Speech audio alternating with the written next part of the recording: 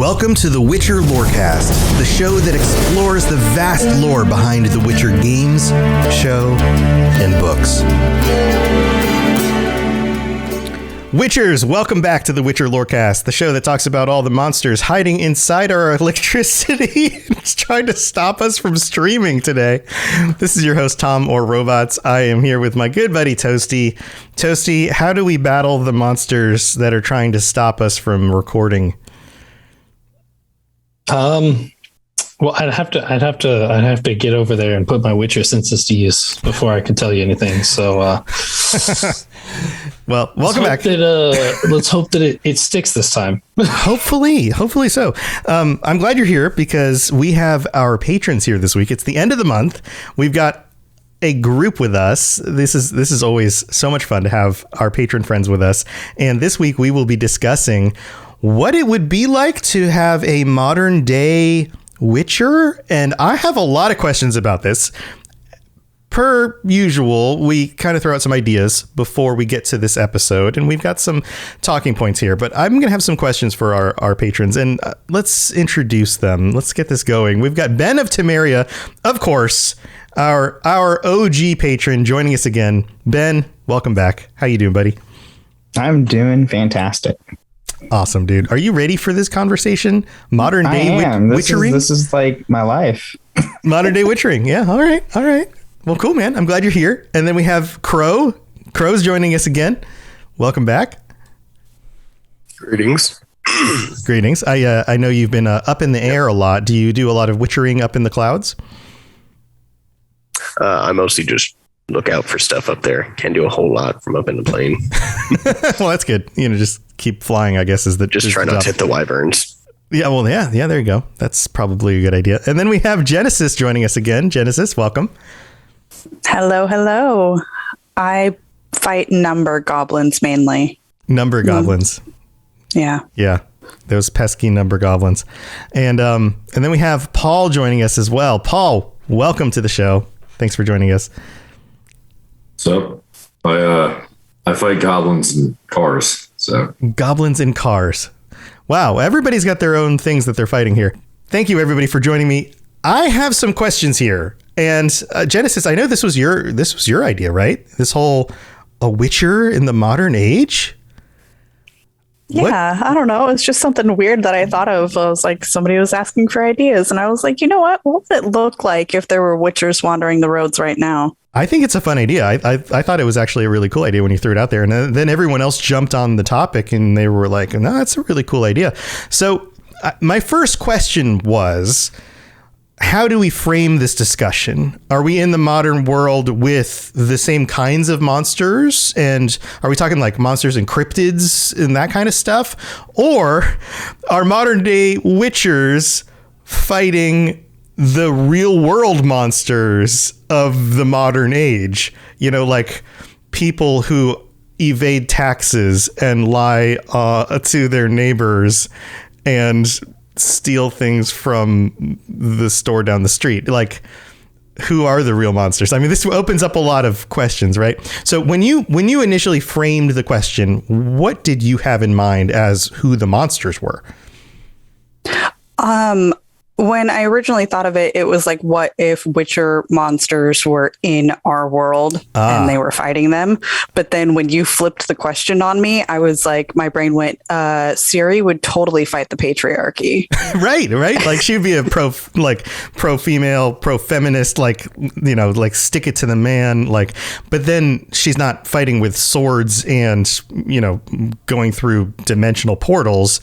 She's now doing what? And she that opens still portal. I guess she could still portal, but to what ends? Like, how does that actually work? And how does she leverage that to the benefit of society? That opens up so many other questions, and I just don't even know where to go with that. But okay, so let's start with the more familiar to the world of the Witcher version, where we have actual Witcher monsters, but in modern day Earth. Right? Modern day America, modern day, wherever you're from. The year is 2022. And I'm just going to frame this for you guys. And you are on your way to work and you're doing your regular commute to work, whatever it is, you're getting in your car, you're getting on the bus, you're getting on the subway, whatever it is that you're doing on your way to work, and you look out the window, and sure enough, you have to do a double take because there is like a ghoul chasing down an old lady, and you're like, what? Wait, what? And so there becomes like a big conversation about this. This is like a big thing. And then people are like, we need somebody to deal with these things because there's monsters out there. What do we do with that? So what do you do with that? Like, who are the Witchers? How do we deal with this? Like, how does society deal with this? Where do we even start with this conversation? Is this law enforcement? Is this a special branch of the government? Like, do we train up people to fight monsters? I mean, and so let's frame this a little bit. I guess there's a conjunction of the spheres. Monsters pour into reality. Boom. We need Witchers. What happens next? Do any of you have ideas about this? What do you got? Everyone's doing this like tapping on the chin kind of face thing. Like, okay. Crub? I mean, to frame it like that, I feel like, just tomorrow, all this crap started happening. I feel like, it would be more of a military thing at first, like as a response. But just like with the Witcher world, whenever it's been like that for so long and there's just a special need for it, I kind of feel like it'd be more like, well, I don't know, without the monsters, it'd be more like bounty hunters, but with them, I feel like it'd be something more government ran, more so than just like a private school. Okay. So in the case of the monsters in the Witcher world, many of them are hard to find. They hide easily. They come out at night. They come out at very inopportune times. They're hard to describe. They're hard to get, put your finger on. They exist in maybe urban areas, maybe rural areas, maybe places where a lot of people live. So you wouldn't necessarily be able to just send like, a group of 10,000 troops into an area to like ferret out a bunch of ghouls. Like that would be like throwing, a missile into a beehive in order to get rid of the bees, right? Like that would be very difficult, right? So you would need probably a special task force or special individuals in order to deal with it, like a group of Witchers. So do you think that you would end up with like a military program that would be like, I don't know, the Navy SEALs or something? That would be like a school of Witchers in the military to deal with this? I think it'd have to be very specialized in order to do it because, one, we don't know if not everybody's going to react to the mutagens the same way. I'm assuming that the process of becoming a Witcher is still the same. Mm-hmm. Do you think we would need, so let's back up. Do you think we would even need mutagens with modern technology? Or do you think that this is something that even in the modern world we could solve with technology and we wouldn't need mutagens? So let's even ask that question. This is the American government, and the American government is going, and they're the American government. They've been studying these monsters for longer than we know how long. They know about the mutagens. They know that that's a viable path towards fighting against them. But they also have AK-47s and all sorts of other things at their disposal, and they're looking at all the options. Do you think they need to go the path of the mutagens? I mean, think about the kinds of monsters that we're dealing with here. I'm not trying to push anybody towards one direction or the other. I'm just posing the question. Is that a necessary thing for a modern day Witcher? So the DoD is doing. My bad, Crow. Go ahead, Paul. You started. You're all good. I talk too much anyway. It's okay. You started first, Paul. So go ahead and finish your thought on that. So the DoD has been working on exoskeletons for soldiers for the past 15-ish years. So I can almost guarantee that they'd probably go on that route and try to create some kind of task force similar to SOCOM, Special Operations Command, and create a group of specially trained personnel to combat monsters. in all kinds of different environments. So do you think they would go the route of the technology? So like, oh, there's a bunch of, I don't know, trolls over there. So we would outfit people with exoskeletons and weaponry in order to fight against the trolls. We wouldn't need mutagens. We wouldn't need to make people faster and stronger. We would just need to give them the weapons that they could then take them out at a distance and make them strong enough to, or at least protect themselves if they had to go hand to hand with them. Yeah, actually, that's really what I think. I think that they'd probably try to do the mutagen route as like a backup, but just have the exoskeletons be their main form of defense, for lack of a better term. Okay. What do the rest of you guys think? Do you agree with Paul? Do you think that the other route is maybe, I mean, we know from the stories of The Witcher that the mutagen route works.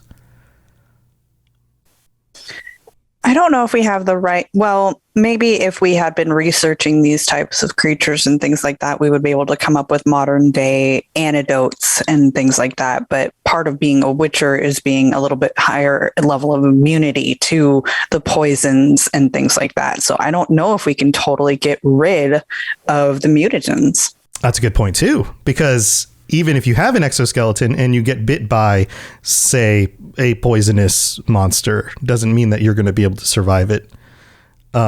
So in some regards, there are benefits that the mutagens bring you beyond just speed and strength. So Jen has a point. Ben, you've been very quiet about this.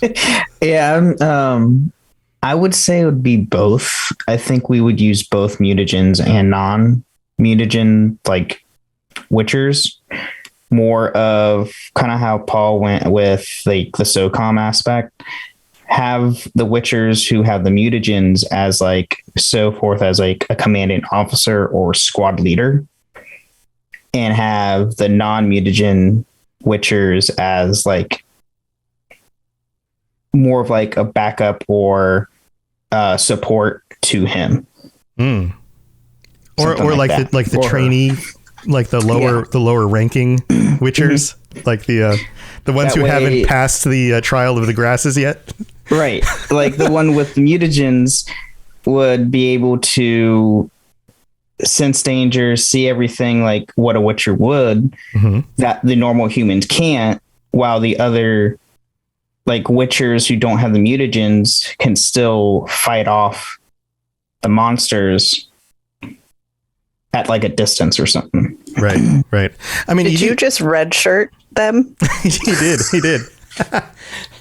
But I mean, you do have a point there. Like, even if you could design technology that would allow somebody to see the same things that a Witcher who has the mutagens can see by putting on like a headset or something, if that headset gets damaged, you're out of luck.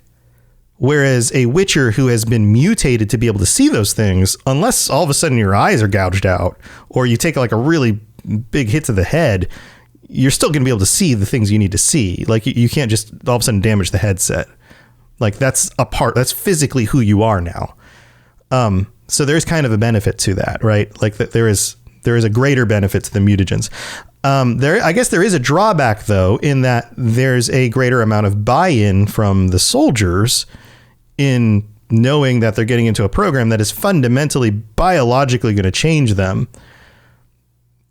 I mean, I guess on some level, every soldier is biologically going to be changed anyway, through the training and through even the psychological things they go through in what they're doing, being a soldier. So on some level, there always is going to be some sort of change. I'm kind of weighing both sides of this, right? Toasty, what do you think? I know you've got some thoughts on this. Toasty always has some thoughts, and his thoughts are the absolute truth no matter what. So Toasty, he's just shaking his head. What do you think? I mean, yeah, I think that I think that the technology of like today helps. Like, you imagine like you've at this point the Igni sign is like rendered completely useless when you could just like take a flamethrower into battle. You know, like You don't need Igni. The flamethrower is much more impressive. I don't know. Jen looks like she has a counter to this. Jen, what were you going to say? Flamethrowers require fuel. Right. You could run out of fuel, whereas your Igni sign might still work, even if you've been fighting that thing for 24 hours straight. But it's also like oh, go ahead. Sorry. I was just gonna say it's like the difference between carrying a light machine gun into battle and a pistol. Like if you're just trying to put a hole in something, you might as well just use your hand to throw flames than bring in the whole flamethrower. It's just like it in a sense of like, you can like use it in like a fight where it's like not as impactful, but like if you've like done your research, because I imagine the research would just be easier to do with like our extensive sources of knowledge that we have today, where it's like, oh, I'm fighting a Leshen. Well, I'll just make this easy on myself and take a flamethrower with me rather than try to like do anything, because it's just light it on fire and there's a lot more like impact to the flamethrower as opposed to the Igni sign. You heard it here first. Toasty is pro deforestation. Just burn the whole forest down. There's a Leshen in the forest. Just burn the whole forest. Just screw the whole thing. Just get rid of everything. You just put that on the internet. Thanks. I appreciate it. Well, I will say, go ahead, Ben. Today's technology could also hinder us, because with being a Witcher, you want to have that high mobility and versatility to fight. I mean, if you're going into battle with a flamethrower, you're not going to have mobility at all. No. Let alone fight in a Leshen, where a Leshen can, disappear, pull up behind you and straight go through the gut with you. I mean, yeah, or pop your gas tank on your back. Or that too. Oh, yeah. Yeah. I have a feeling that before long, there would be a lot of casualties that would teach this elite group what to do and what not to do with modern technology. We also try to do a Mark 19, which is a mounted grenade launcher with incendiary shells. There's one that you could do, where you could do incendiary rounds on the personnel carrier, or the personnel firearms, excuse me. Yeah. So trying different kinds of, like, getting the same results with different kinds of modern technology, right? And seeing which of those things work better. Yeah, I think that there's different ways. I think there's also combinations of technology and magic and mutagens and those things that work. Like, so for example, on the TV show, where when Geralt uses Igni on his sword, that's a creative use of technology, the sword and the magic together in order to get a result that is very useful. Now mix in modern day technology with magic, and now the options become even more plentiful. I mean, imagine a Witcher who is now 100 years old, 100 years of experience, at least, fighting monsters, mixing magic and knowledge and modern technology and all the creative ways that those things come together. And that seems like an even more powerful combination of stuff. But it also has more options and more ways it could possibly go wrong. So you got that going for it too. So here's a thought. Here's a question. We've been talking about like the government perspective on this, right? The government responds to a threat to its people, and so it decides to devise a solution, some sort of special soldier unit in order to fight this back. But wouldn't it make sense, just like in the world of The Witcher, that there's some sort of homegrown group of individuals who see the potential for this, especially in places where the government just doesn't really want to bother or doesn't seem to be as big of a threat, in places where, in places where the government just doesn't care about it as much, like places that are more rural, or in places where the monsters seem more and more fantastic and hard to believe they're actually there, where the demand for lone individuals who are just out in, very far away places who can just make it on their own. What do you guys think about having these like individual groups? And now we're talking, this is becoming more like schools of witchers. You would have a government school of witchers, like a military school, but then you might have like these individuals in like, I don't know, you could have like a corporate school of witchers that have like maybe a witcher in every town that does their thing, kind of like a law firm that's like the overarching law firm, but then they have a lawyer in each little town in your state who can like stand up for your rights when when a ghoul comes by or a leshen. What do you think about that? No, I'm trying to see how a witcher would practice law, and I'm I don't know. It'd be like a rental witcher. It'd be like, your local witcher who's just kind of there because the government isn't going to be everywhere. It's that kind of thing. His face and phone number on the side of a bus. Yeah. Yeah. Like my axe's stronger than the other guys. Oh gosh. Right. Or in some places where it's really rural, you just have like traveling witchers, kind of like you actually do in our stories. Somebody who's just kind of makes the rounds and does their thing. Every week they hop in their car, they drive through different cities. They just kind of go where they're called. Somebody sends them a text message, sends them an email. They've got a website and they just kind of respond to their emails. They kind of make their rounds, go where they need to go. Show up. So make like a DoorDash app. Yeah. Like a DoorDash for witchers. What would the animal of that school be?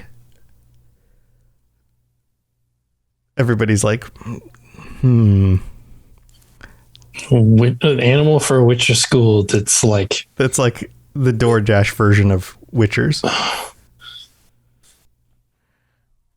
Like a roadrunner? Pigeon. A pigeon school? The pigeon school of the witcher. Well, yeah, because they're the ones that can deliver little letters and everything. Yeah. So they're the like ones a messenger pigeon. Right. Exactly. Right. But I feel Surfing crows and ravens. I feel like just like on DoorDash, like they don't train you. Yeah, it's School of the Crows. They don't train you. You just have to make sure, you just have to tell them you have all the skills necessary. And then you sign up and they're like, all right, you're hired. And then you go do it. And if you don't have the skills and the tools and you get yourself killed, too bad. Sorry. It's your own fault. You signed the waiver. Diploma.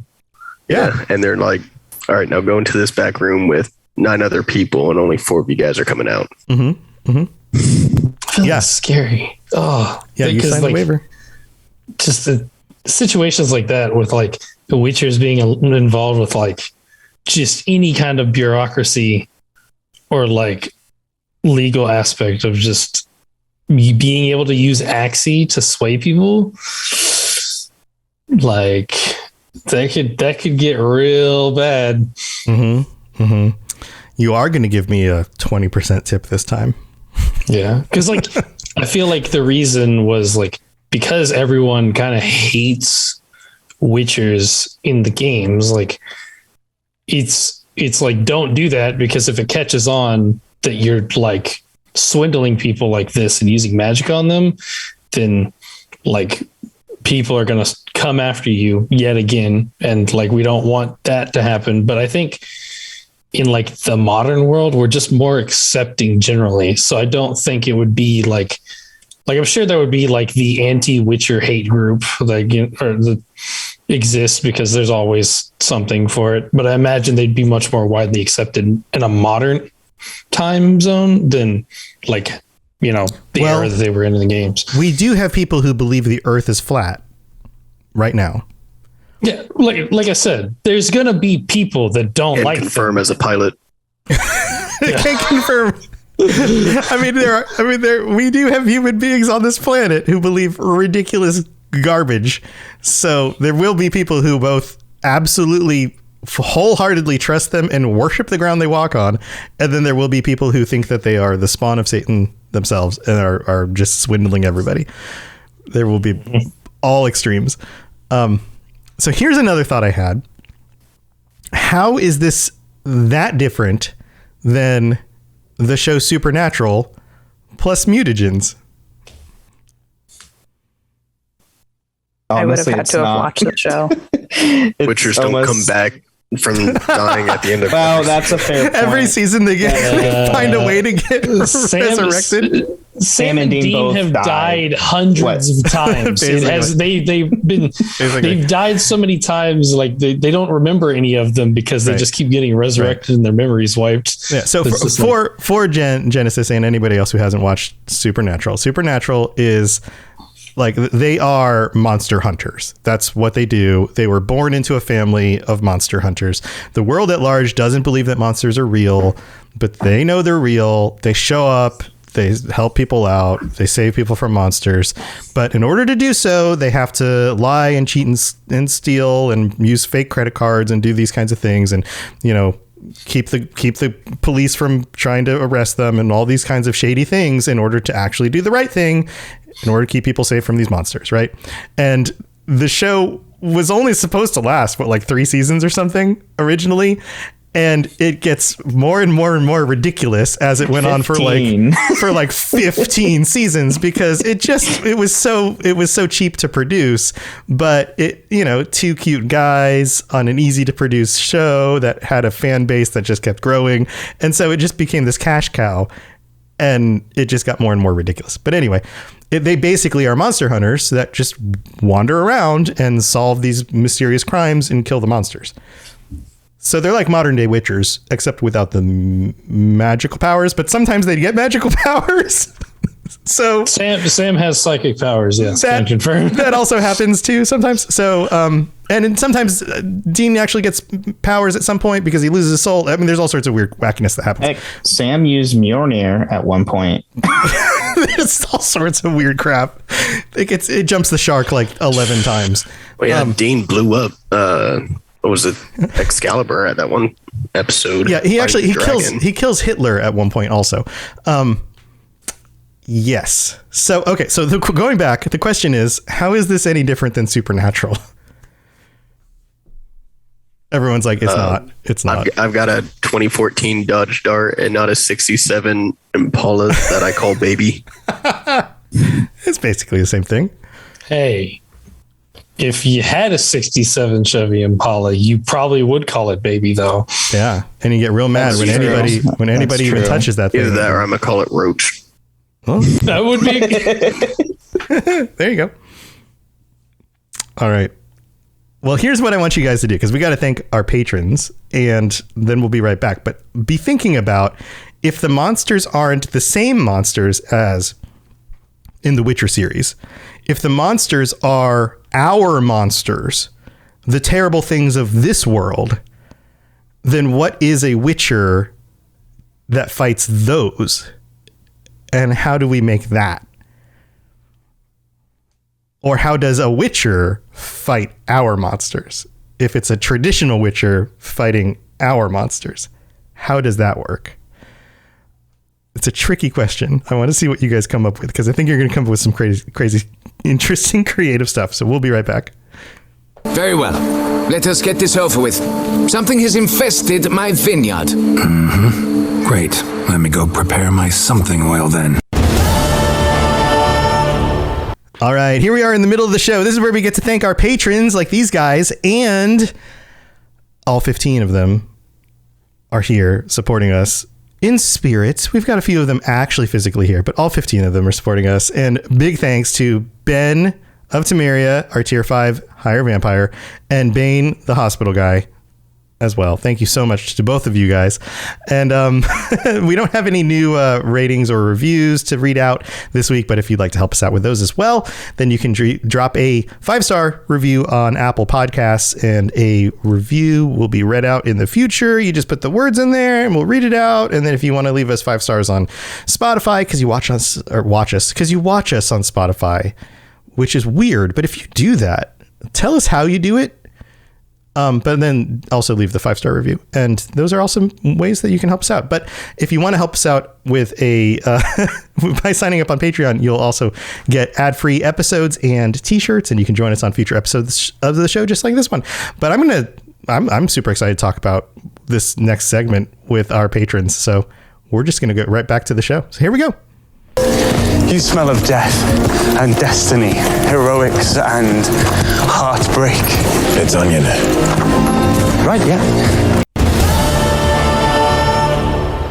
I just got right in and right out of that mid-break because I'm super excited to see what you guys are going to see what you're going to say. That doesn't even make any sense. Words are hard today, guys. I'm just having all sorts of issues with words, but I always do. So, okay. And tech. Like, this has not been a great day for me with words or tech. Okay. So who has some ideas here? What are our big bad monsters and how do the Witchers actually handle them? Crow? Pedophiles. Oh yeah, I mean, absolutely. All right, Crow?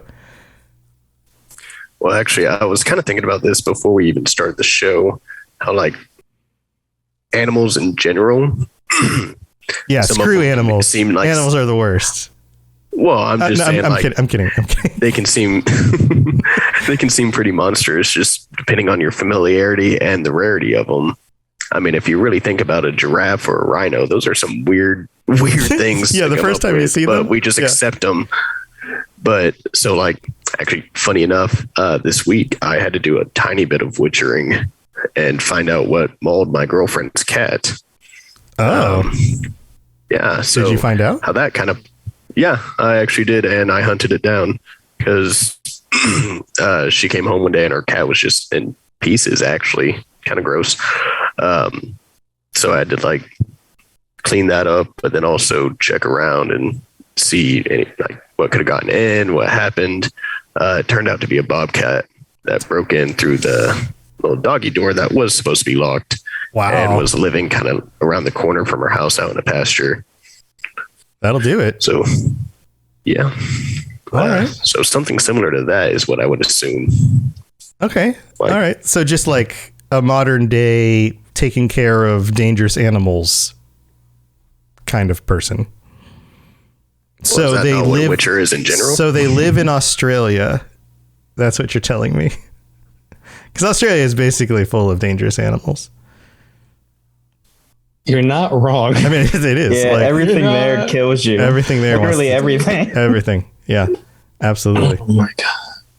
Okay. I can see that. All right. Who else wants to go? I think Paul said pedophiles.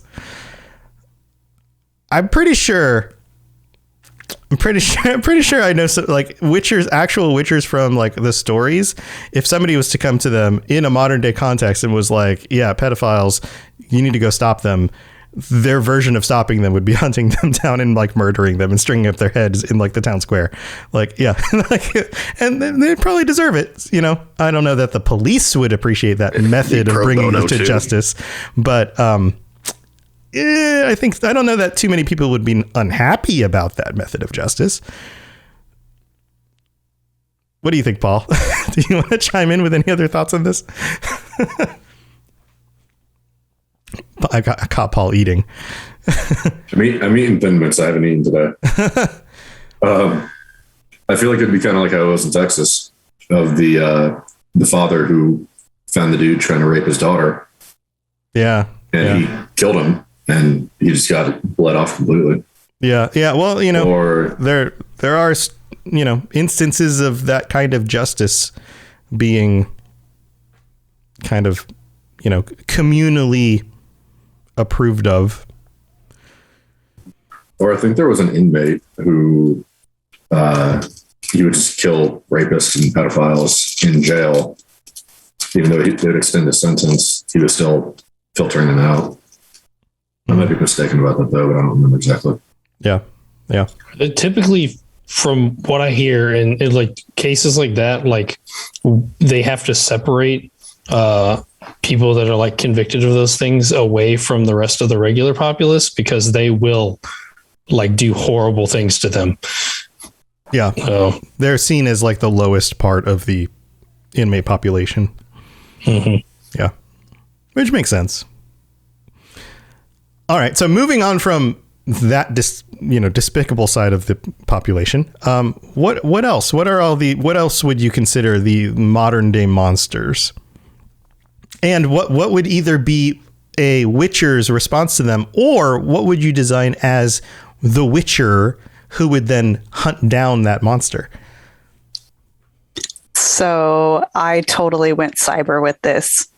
You know, you're attacking viruses and the little tech goblins that we all get afflicted by every once in a while. Like the thing that was keeping me from launching our stream this earlier. Or the little goblin that gets into my Discord and changes my mic settings without telling me. What the heck is with that, Discord? This happens like every 2 weeks. And I'm like, freaking just leave my settings alone, Discord. Yeah, absolutely. I too am afflicted by the Discord goblin. I'm not the one going and changing my settings. Nope. I have no reason to. Right. I like them where they were at. Yeah. Thank you. Yep. So my Witcher would be a cyber Witcher. Somebody who's not fighting out there with a silver sword, but more like silver tipped nails. So that way she could hack into the computer and fight everything virtually. So like a Cyberpunk 2077, like Netrunner who can like just like hack in and just kind of like sits back and just like crawls the net. Like I have to do that. To have like a Witcher themed Netrunner, because like in Cyberpunk Red, they encourage you to like flavor your net running to be like look like a certain thing. So like the Netrunner in the group I'm in is like all of his stuff is just Star Wars. Yeah. Like he uses Zap, it's just Force Lightning, like stuff like that. So yeah, all the descriptions of net running are all based around some sort of like fantasy descriptions and these kinds of things, because it's all theoretical. You're in a fantasy realm, like it's all, and it has to be forced into some sort of visual and auditory context for you to even understand what you're looking at. So you can kind of put it into whatever context you want. So that's kind of cool. So it could be like a Witcher flavor net running experience. Yep. That's how I would do it. If I had a modern day Witcher, it'd totally be a cyberpunk level hacker. Nice. Or, I mean, maybe it's not a very nice Witcher and is actually doing hacking and not fighting the bad guys, but maybe more of a Robin Hood style, stealing from the rich, giving to the poor. Yeah. See, so here's the thing I was thinking of is like, okay, what if our modern day monsters are like politicians and the kinds of wealthy people who just don't care about anybody else, who are just, destroying the earth and just making it worse for the common person, harder for them to make a good living, and all of these kinds of things. Like, how do you fight that with a Witcher? Kill him. It's just a vigilante. It's just the Punisher. They just go hunt people down. I mean, isn't that what Geralt does? I mean, Geralt's not hunting down like a mirror or anything. Only because there wasn't a contract for it. Right, but it's not of his own volition, like, right? Like, and Amir is a person, like, he doesn't take out contracts on people. I mean, did he not? Do you not have the option that I think most people choose to kill a very corrupt politician in Witcher 3? I mean, you have options, but it's not like his. You don't have to. It's not his modus operandi. Like, it's not his like go-to solution for the problem, right? You're also assuming that all Witchers have Geralt's sense of morality. That's true. I mean, you could have a school of Witchers that are like... It's all the cat school, then they're just straight murking politicians. They don't care. That's true. That's true. Yeah, that's true. Yeah, Bane saying that could be an interesting Assassin's Creed Witcher crossover. Yeah, what if you had like a dark Witcher, like assassins group that decided that like the only way towards, saving the average person was to just take out all like a dark Robin Hood. Don't steal from the rich, just kill them. Just like, and then steal from them. It's not stealing at that point. It's acquiring. Right. Well, if it's not theirs anymore, they're dead. They're not going to use it. Always loot the body. Always loot the body. It's I'm not seeing a problem with this. I'm not either. Like, not at all. The Witcher Lorecast does not approve of murder in any. We are not telling anyone to go out there and murder anybody just because they're wealthier than you. Please do not take this to heart. This is where we get flagged by the NSA. This is all fictional. This is all fiction. Yeah, just because people are wealthy does not necessarily mean they're evil. But there are some people out there that are wealthy and are evil, and that's the question. Is like, what would you do if that person is the monster? So, I agree with Paul. Just end it. Just end it. Eat the rich. Yeah. We've gone very eat the rich here. What if the solution was to create a bunch of witchers that use their mutations and their potions in order to become very charismatic, and to train under a bunch of bards in order to become politicians themselves, and then just take over for all the politicians to get elected? So you ended up with a bunch of... Actually doesn't work through the camera. Oh. Well, maybe it does. What if it does? Or what if the solution is not witchers, but bards? And then you just get a bunch of bards elected. Yeah. What if Dandelion became the leader? What if Dandelion became the president? Oh, we might be screwed. I mean, we already have like bards and stuff. I mean, we got singers, and is that not the most annoying thing whenever a singer or an entertainer tries to give their like political opinion and tell you what to think? But what if the things that they're thinking for president? Am I right? But what if the bards are being puppeted by the witchers? What if they're just face pieces for smarter, more aware people? This sounds like you're just explaining the U.S. government. I mean, other people are puppeting other people already, right? So if that's already happening, then why don't we just do it for good instead of for evil? Basically, the question is, would you rather the witchers control the government or be controlled by the government? Yeah. Neither. I agree. Yeah, I agree with that. And I see a neutral party there. I still vote Dandelion for president. Heck, it's still better than anybody else we've had run in a long time. All right. So final question, because we're kind of getting to the end of the show here. In the modern context, if all of a sudden we were to have a conjunction of spheres, we're going back to the idea of like actual monsters, actual witchers.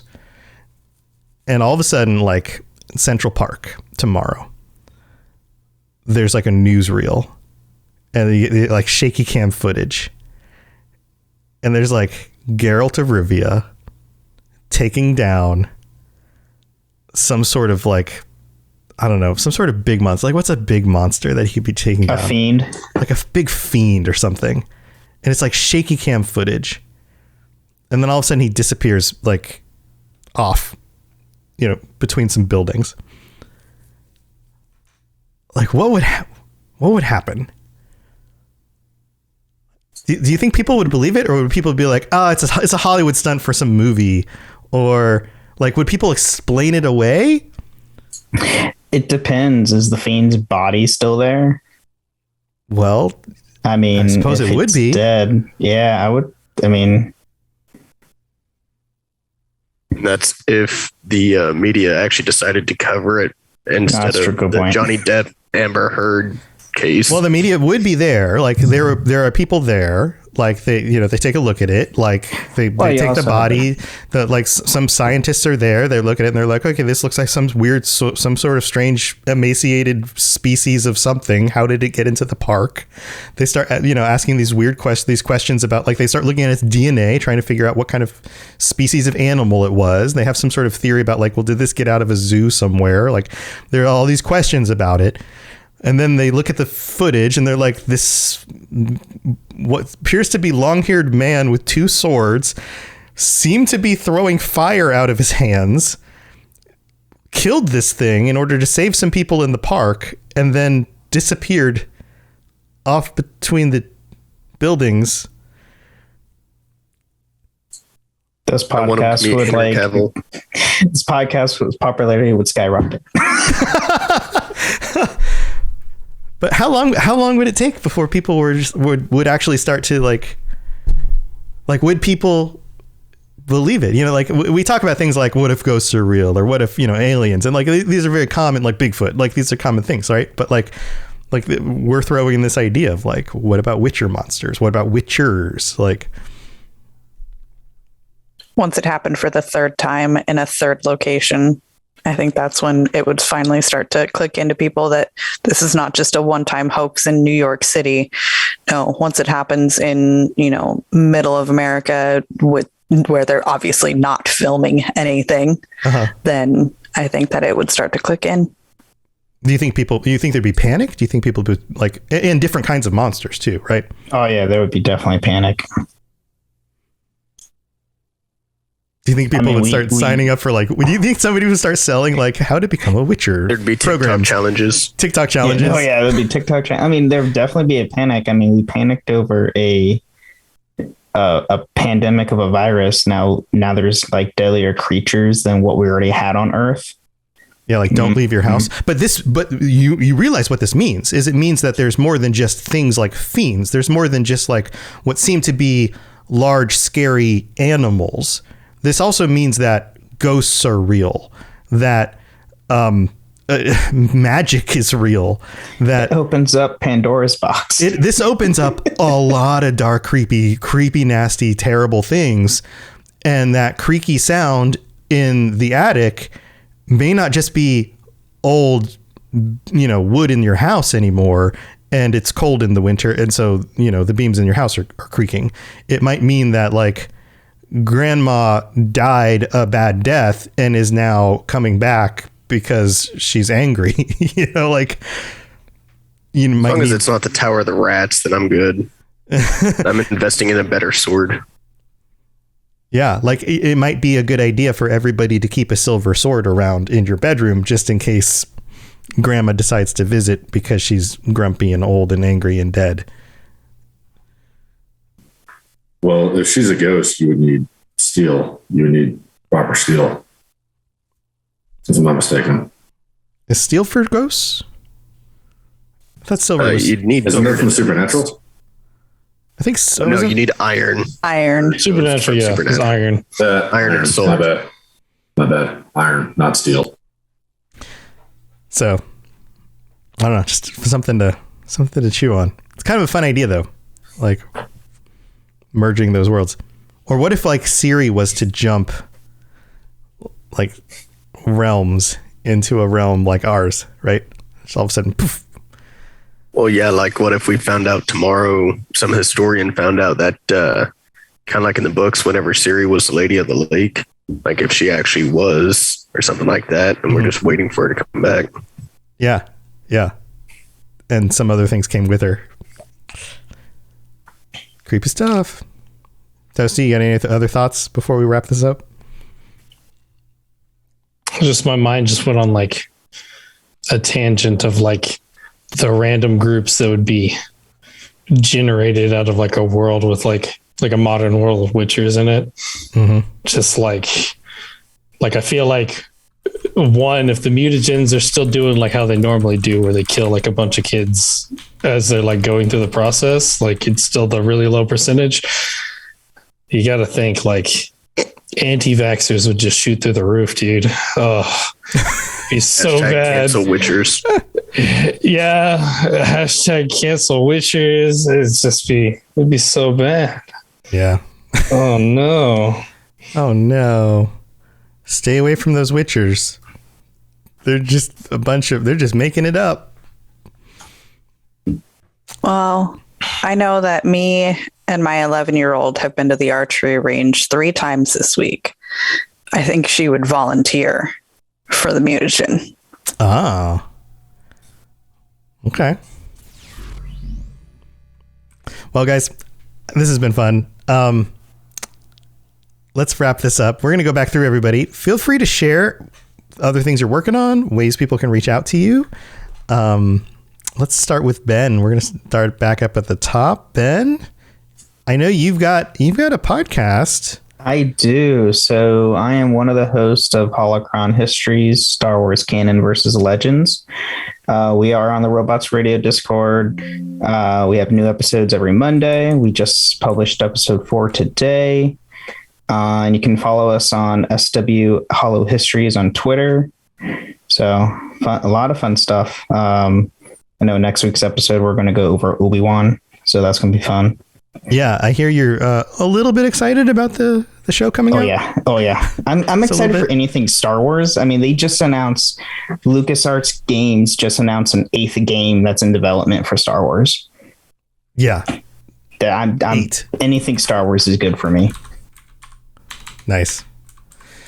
Well, awesome. You guys should tune into the show especially if you're interested in understanding the differences between the two canons, the original canon, the new canon, all of that stuff. This is absolutely the show that's going to help you understand the differences because they've made a lot of changes. And I know that that's confusing for a lot of people, but you guys are there to help iron that all out. So that's very cool. So thanks for joining us again. Crow, thanks for being here. You got anything going on? Well, like I said at the beginning of the podcast, I just started the books. I'm about halfway through. Oh, what's the one with Calanthe? Like a Matter of Price, the short story. And this coming Saturday, I have my check ride for my instrument rating on my pilot's license. Oh, nice. So exciting. Cool. Awesome. Well, thanks for being here. And Genesis, I know you've got a podcast too. I do have a podcast. I am Genesis, one half of the 2 Girls, 1 Ship podcast, where we analyze, rate, and review all that the world of video game romances has to offer. You can find me on the Robots Radio Discord and at all the social medias at 2 Girls, 1 Ship. Awesome. And I created the ship name for Teacup of Temeria. That's for the Holocron Histories. Nice. That's better than Ben of Cup. Yeah. Nice. Yeah, we agreed on that one too, actually. Well, cool. Thanks for joining us again. And Paul, thanks for being here. Thanks for having me. Only C11 Pagans on the Discord. Nothing else. Awesome. Yeah, feel free if you are listening and you want to join us, even if you can't join us on these and be a patron, you're always welcome to join us on the Robots Radio Discord. Jump into the Witcher Lorecast channel. Send us your thoughts on this whole conversation we had this week, because it's kind of a weird and wacky perspective on all of this. So I'm sure you might have had some things that we didn't cover that might have come up in your ideas or in your mind about what's going on with this. We'd love to hear your thoughts on that. Toasty, you got anything going on that you want to share? As usual, follow us at the Witcher Lorecast on Twitter, and look out for season 2 of Cyberpunked, where I have officially joined. We've already recorded 2 episodes. Ooh. Which I don't know when those are coming out. I'm sorry. It's going to be a little bit. They're still releasing season 1. So someday. Yep, sometime. Cool, man. That sounds fun. Yeah, that's another show on the network. You can find all of those at robotsradio.net, and then all of my shows are over there as well. So if you are looking for other shows to listen to and you are into video games or anything, just go to robotsradio.net. Check out all the different shows. There's lots of good stuff to listen to. And you can always join us live for this show at 9 p.m. Eastern on Monday nights on the Robots Radio channels. That's on Twitch or YouTube or Facebook. And we'll be back next week. And after this, in just a few minutes, we're starting up the Mass Effect Lorecast, and we'll be chatting with our patrons on there as well. So if you are in chat or you'd like to join us for that, we'll be hanging out with them in just a few minutes. So don't go anywhere. Guys, thanks for joining us. We'll see you next time. And until then, stay safe on the path. All right, guys. See you later. Thanks for tuning into the Witcher Lorecast. We'd love to hear about your experiences with the games and the books and the TV series and all your thoughts on everything. Please check out the Robots Radio Discord and follow us on Twitter at Witcher Lorecast. You've been listening to a Robots Radio podcast. Smart shows for interesting people. Check out all the shows at robotsradio.net.